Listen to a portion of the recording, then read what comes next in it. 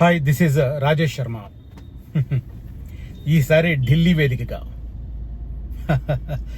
నేను future city విషయంలో whatever I'm predicting, కొన్ని ప్రిడిక్షన్స్ ఉంటాయి, కొన్ని బేస్డ్ ఆన్ సోర్సెస్ ఉంటాయి. But whatever I'm making videos, those are coming true within sooner or later అన్నట్టుగా నేను చెప్తున్నవన్నీ జరుగుతున్నాయి.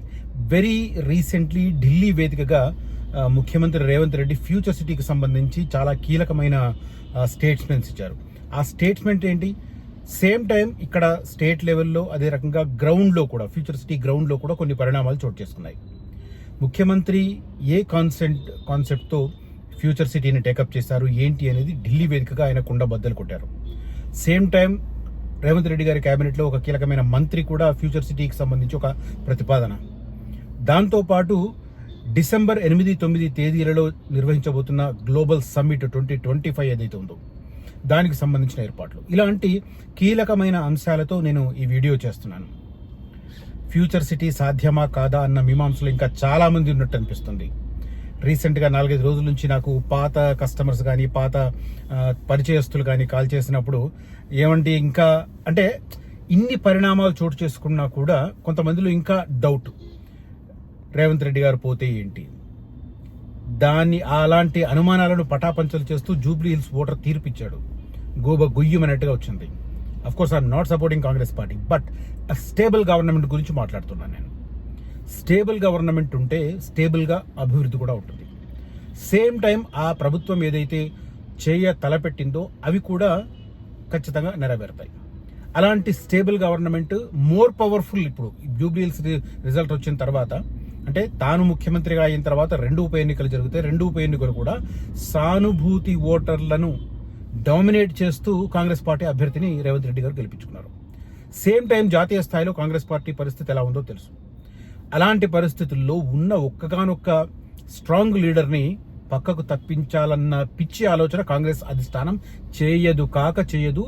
రాజకీయాలకు సంబంధించి ఏమాత్రం అవగాహన ఉన్న వారికైనా ఇది క్లారిటీ ఉంటుంది. అవగాహన లేని వాళ్ళు ఏదైనా ఊహాగానాలు చేస్తే దాని గురించి మనం పట్టించుకోవాల్సిన అవసరమే లేదు. సో గవర్నమెంట్ కృతనిశ్చయంతో ఇప్పటికి 48 అవగాహన ఒప్పందాలు పెట్టుబడి పెట్టాలనుకుంటున్న సంస్థలతో ప్రభుత్వం చేసుకుంది. ప్రభుత్వం అంటే ఇక్కడ ముఖ్యమంత్రి, మంత్రులు కాదు, ప్రభుత్వంలో ఉన్న కీలకమైన విభాగాలకు సంబంధించిన అధిపతులు, ఐఏఎస్ అధికారులు, ప్రిన్సిపల్ సెక్రటరీస్ లేదా సెక్రటరీస్ లేదా సిఎస్, చీఫ్ సెక్రటరీ, ఈ స్థాయిలో జరిగిన ఒప్పందాలు. అంటే ప్రభుత్వంతో ఒక సంస్థతో ఒప్పందం కుదుర్చుకుంటే ఆ ఒప్పందం ఖచ్చితంగా సిగ్నిఫికెంట్గా ఉంటుంది. అలాంటి ఒప్పందం నుంచి అటు ప్రభుత్వం వైదొలిగినా రాష్ట్రానికి చెడ్డ పేరు, ఇటు ఆ సంస్థ వైదొలిగినా ఆ సంస్థకు చెడ్డ పేరు. కాబట్టి ఆ సంస్థను మరే రాష్ట్ర ప్రభుత్వం నమ్మదు, అవగాహన ఒప్పందం కుదుర్చుకోదు. అందుకోసం ఆ సంస్థలు స్టికాన్ అయి ఉంటాయి.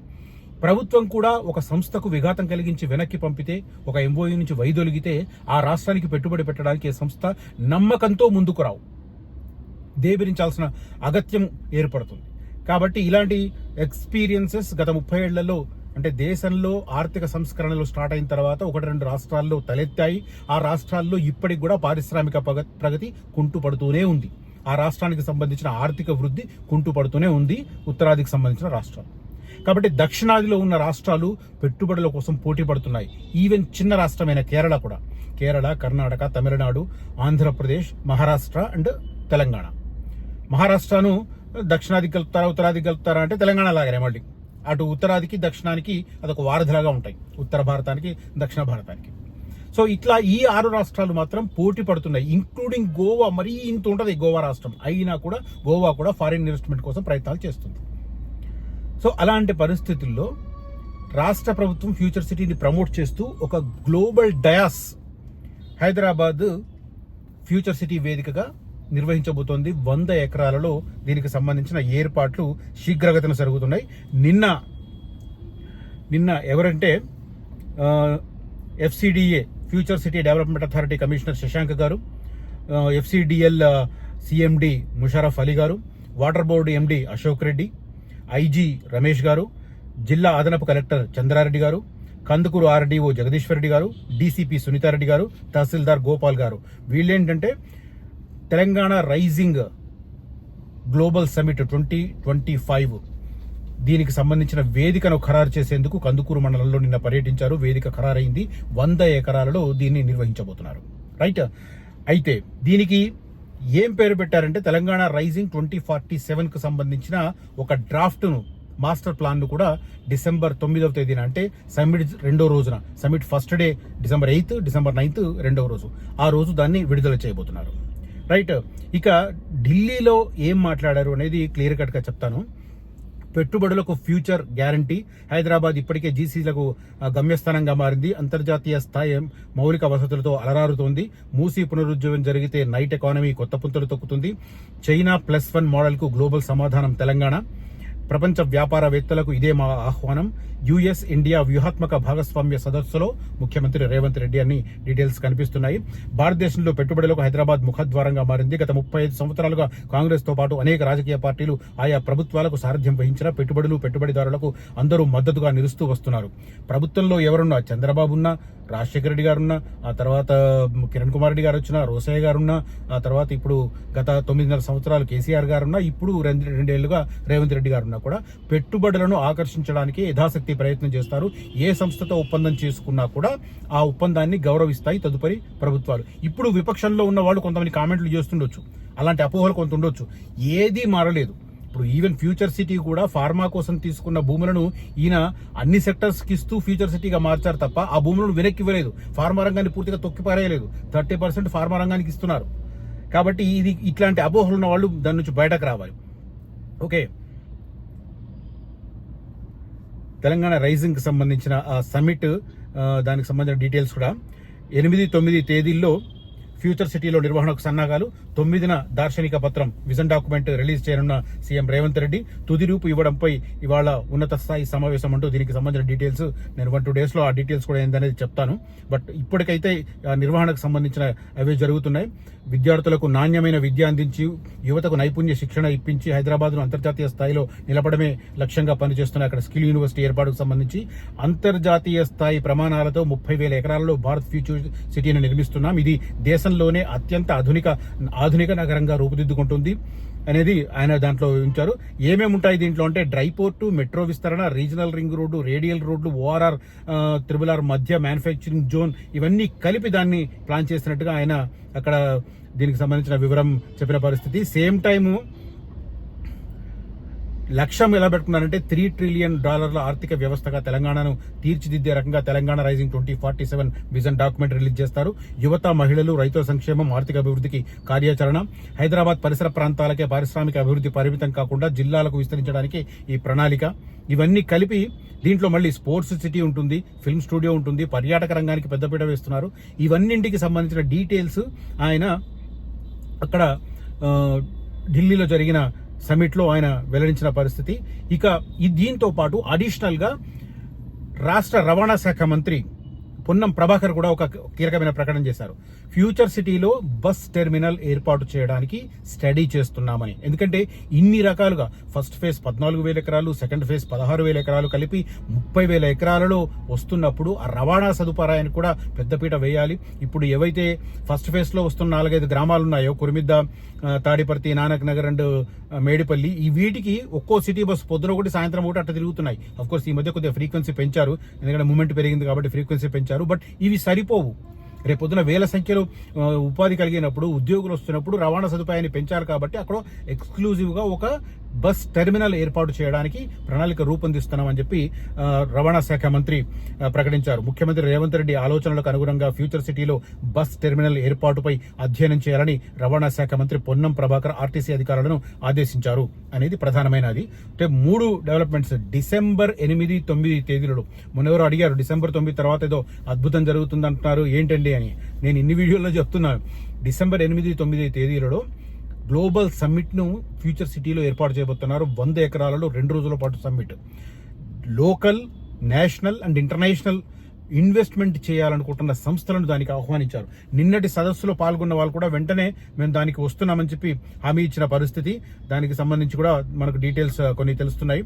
సో ఓవరాల్ గా దిగ్గజ సంస్థలను పిలిపించడం ద్వారా ఫ్యూచర్ సిటీలో భారీ ఇన్వెస్ట్మెంట్లకు ప్రభుత్వం ప్రయాణం చేస్తుంది. ఇప్పటికే 48 సంస్థలతో అగ్రిమెంట్స్ జరిగినాయి.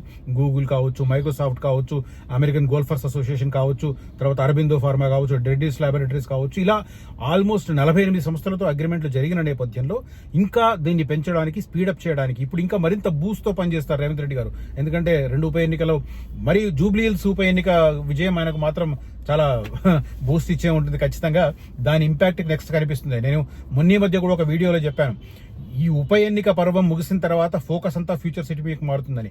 ఎగ్జాక్ట్ గా పోలింగ్ 11వ తారీఖు నాడు ముగిసింది. 13వ తారీఖు నాడు ఢిల్లీలో ఫ్యూచర్ సిటీకి సంబంధించిన కీలకమైన ప్రకటన, సేమ్ డే పొన్నం ప్రభాకర్ నుంచి కీలకమైన ప్రకటన, గ్రౌండ్ లెవెల్లో అధికారుల పర్యటన, ఇవన్నీ మనకు సాక్ష్యాలుగా కనిపిస్తున్నాయి. ఇంతటి సాక్ష్యాలు కనిపిస్తున్నా కూడా ఇంకా అపనమ్మకంతో ఉన్న వాళ్ళనైతే ఏమి చేయలేం. బట్ డెఫినెట్ గా కొద్దిగా ఆలస్యం జరగవచ్చు. ఎందుకంటే గవర్నమెంట్ లో ఉండి కొన్ని ఫైల్స్ టేబుల్ మారాలంటే కొంత టైం పడుతుంది. కాబట్టి ఆ డిలే వల్ల ఏమన్నా జరుగుతుండొచ్చు తప్ప ముఖ్యమంత్రి గారు 3 ఏళ్ల టార్గెట్ అనుకుంటే 4 ఏళ్ళు అవ్వచ్చు. నేను 5-6 సంవత్సరాలలో ఇలా అవుతుంది అని చెప్పుకున్నప్పుడు ఇంకొక సంవత్సరం పెరగవచ్చు తప్ప కాకుండా మాత్రం మానదు. సో ఫ్యూచర్ సిటీ ఇన్వెస్ట్మెంట్ అనేది ఇప్పుడు డెఫినెట్ గా మంచి ఆలోచన అవుతుంది, గుడ్ డెసిజన్ అవుతుంది. మీ నెక్స్ట్ జనరేషన్ కి ఫ్యూచర్ సిటీలో ఒక ప్లాట్ మిగిల్చామన్న సంతృప్తి మీకు ఉండాలంటే ఫ్యూచర్ సిటీలో ఫస్ట్ ఎంప్లాయ్మెంట్ వచ్చే ప్లేస్ ని ఎంపిక చేసుకుని నన్ను కలవండి, నేను చూపిస్తాను అసలు మాస్టర్ ప్లాన్ ఎలా ఉంది, ల్యాండ్ యూసేజ్ ప్లాన్ ఎలా ఉంది, రోడ్స్ ఎక్కడి నుంచి వస్తున్నాయి, లేని రోడ్లు ఏంటి, ఉన్న రోడ్లు ఏంటి, అసలు వాస్తవంగా వచ్చే రోడ్లు ఏంటి, వీటికి సంబంధించిన వివరాలు తెలుసుకోవాలంటే మాత్రం నన్ను కాంటాక్ట్ చేయండి. తర్వాత ఫ్యూచర్ సిటీలో ల్యాండ్స్ కోసం కొంతమంది ప్రయత్నం చేస్తున్నారు. నా బాధ్యతగా చెప్తున్నాను, ప్రభుత్వం ఇంకా భూసేకరణ చేసేది ఉంది కాబట్టి అక్కడ ఎకరాలలో ల్యాండ్స్ కొనడానికి కొద్దిగా ఆలోచించండి. ఎక్కడ జోన్స్ కొన్ని మారుతాయి, తర్వాత కొన్ని ఏరియాస్ ఎస్పెషల్లీ గ్రోత్ కోసం పెడతారు. ఇవన్నింటినీ గుర్తించడం కష్టం ఇప్పుడు. సో ఇప్పుడున్న మార్కెట్ రేట్ ప్రకారం మీర్ ఖాన్ పేటలో 4.5 కోట్లు చెప్తున్నారు ఎకరం. ఆ మార్కెట్ రేట్ ప్రకారం కొని రేపు ప్రభుత్వం కనుక ఆ భూములను తీసుకుంటే, అంటే మీర్ఖాన్పేట అని చెప్పట్లేదు, నువ్వు మీర్ఖాన్పేట దగ్గర భూసేకరణ జరగడానికి అవకాశాలు తక్కువ, దానికి ఉండే ప్రతిబంధకాలు ఉన్నాయి అక్కడ. మీర్ఖాన్పేట అనేది ఒక సెంటర్ గా కనిపిస్తుండొచ్చు తప్ప అద్భుతమైన ప్రగతి వస్తుంది, అదే సెంట్రిక్ అని చాలా మంది అపోహల్లో ఉన్నారు. డెఫినెట్ గా దెబ్బతింటారు అలాంటి వారు మాత్రం. నేను చెప్తున్నాను క్లియర్ గా, మార్క్ మై వర్డ్స్, 1-2 ఇయర్స్ తర్వాత రివర్ట్ అవుతారు. ఆ ఏరియాలో మోజుతో ఇన్వెస్ట్ చేస్తున్న వాళ్ళు ఖచ్చితంగా 1-2 ఇయర్స్ లో రిగ్రెట్ అవుతారు. దానికి కారణాలు ఏంటో నాకు వ్యక్తిగతంగా తెలుసు. కాబట్టి మీర్ ఖాన్పేట భ్రమలో ఉండొద్దు. ఎక్కడెక్కడ రోడ్లు వస్తున్నాయి, ఎక్కడెక్కడ జెన్యూన్ గా ల్యాండ్ సేకరణ జరుగుతుంది, ఎక్కడెక్కడ కన్జర్వేటివ్ ఏరియాను అలాగే ఉంచబోతున్నారు, ఇదంతా సమగ్రంగా స్టడీ చేసి దాని ప్రకారం డెసిజన్ తీసుకుని ఇన్వెస్ట్ చేయండి. నా అడ్వైజ్ అయితే 56 గ్రామాల పరిధిలో మీరు ఓపెన్ ల్యాండ్స్ తీసుకోకపోవడమే బెటర్. ఎకరము, అరెకరము, 2 ఎకరాలు, 5 ఎకరాలు అనుకుంటున్నారు కొంతమంది. అంటే ఓపెన్ ప్లాట్లు తీసుకుంటే తక్కువ, ఓపెన్ ల్యాండ్ తీసుకుంటే ఎక్కువ అని కొంతమంది ఫీల్ అవుతారు. అంటే ఎకరాల్లో తీసుకోవాలి అన్న ఒక దాని ఉంటుంది. బట్ ల్యాండ్ భూసేకరణ జరిగే చోట మాత్రం అది కరెక్ట్ కాదు. మీకు ఎకరాల్లో తీసుకోవాలనుకుంటే వేరే ఏరియాస్ చూసుకోండి. బట్ ఫ్యూచర్ సిటీలో ఉన్న 56 గ్రామాల పరిధిలో మాత్రం దయచేసి 1-2 సార్లు ఆలోచించి నిర్ణయం తీసుకోండి. ఇంకొకటి, ప్రభుత్వం అక్కడ రైతుల నుంచి ఎవరైతే భూములు ఇచ్చారో ఆ రైతుల కోసం ఏర్పాటు చేసిన టౌన్షిప్ లో దయచేసి ప్లాట్లు కొని ఆ రైతుల పొట్ట కొట్టద్దు, వారి నోటి దగ్గర ఉన్న ముద్దను లాక్కోవద్దు. ఖచ్చితంగా ఆ పాపం తగులుతుంది. ఇవాళ లాభపడుతుండొచ్చు, ఆ లోకల్లో ఉన్న ఏజెంట్లు లాభపడతారు, ఆ తర్వాత కొన్న వాళ్ళు కూడా లాభపడుతుండొచ్చు. కానీ వాళ్ళ భూములు పోయినాయి. వాళ్ళ భూములు పోయిన తర్వాత ప్రభుత్వం గిఫ్ట్ కింద వాళ్ళకి ఇచ్చింది. అవి కూడా మీరు గుంజుకొని వాళ్లకు అన్యాయం చేయొద్దు. నాకెందుకో అక్కడ జరుగుతున్న లావాదేవీలు చూస్తుంటే మనసు కొద్దిగా చివుక్కుమంటుంది. అందుకోసం ఈ మాట చెప్తున్నాను. నాకు వచ్చింది లేదు, పోయింది లేదు. దాంట్లో అమ్ముకునే వారు కూడా దయచేసి ఆలోచించండి. ఇప్పుడే అమ్ముకోవద్దు తొందరపడి. అవసరాలు ఉంటాయి, ఇంకా ఇతరత్ర వేసుకోండి తప్ప దయచేసి అమ్ముకోకండి. ఫుల్ గ్రోత్ వచ్చిన తర్వాత మీరు ఎందుకు అమ్ముకున్నామా అని బాధపడతారు. ఆ ఏరియాకు సంబంధించిన రైతులకు చెప్తున్నాను నేను. లాభపడే వాళ్ళు ఎలాగో కొంతమందికి ఉండదు, కొంతమందికి పాపభీతి ఉండదు. అలాంటి వాళ్ళు కొంటారు. పాపభీతి ఉన్న వాళ్ళు జాగ్రత్త పడతారు. నాకు ఉంది కాబట్టి నేను జాగ్రత్త వార్నింగ్ ఇస్తున్నాను. సో ఎనీవే, ఫ్యూచర్ సిటీ ఇన్వెస్ట్మెంట్కి సంబంధించి మాత్రం ఎవరైనా ఇంట్రెస్ట్ ఉంటే కాంటాక్ట్ చేయండి. నేను మాత్రం కృతనిశ్చయంతో ఫస్ట్ ఎంప్లాయ్మెంట్ వచ్చే చోట సజెస్ట్ చేస్తాను, మీకు గ్రోత్ వచ్చే చోటనే సజెస్ట్ చేస్తాను. లీగల్ పరంగా, అప్రూవల్స్ పరంగా పర్ఫెక్ట్గా ఉన్నవి మాత్రమే సజెస్ట్ చేస్తాను. నన్ను నమ్మిన వారు డెఫినెట్గా లాభపడతారు. Mark my words. Thank you for watching this video. Signing off Rajesh Sharma.